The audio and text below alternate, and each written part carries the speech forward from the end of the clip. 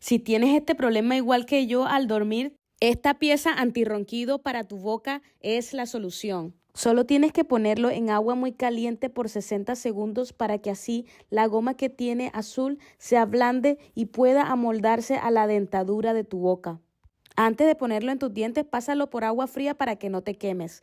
Y este es el resultado. Ya puedes ponerlo en tu boca e irte a dormir tranquila sin el temor que alguien escuche tus ronquidos. Te lo voy a dejar en el carrito naranja. Aprovecha la oferta. Good night.